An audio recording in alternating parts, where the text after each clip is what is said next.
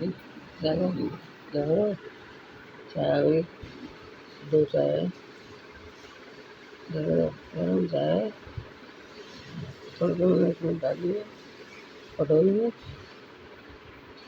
गरम चाय पीने में मज़ा नहीं आता है, दाँत में देखने में होती है, इसलिए थोड़ा ठंडा करके चाय पियो, तभी कोई फ़ायदा है चाय पीने का, नहीं तो कोई फ़ायदा नहीं है। 2 ब्रेड से देख लो, एक खा लिया शुगर और एक 2 चाय पी देख लो ना।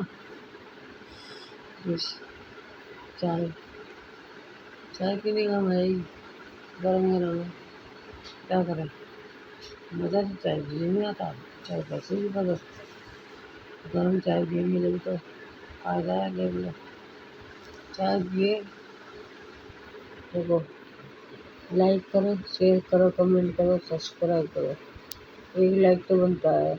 हम इतनी आपके लिए एक अच्छी वीडियो बनाते हैं, देखो इनको लाइक तो करना होता है।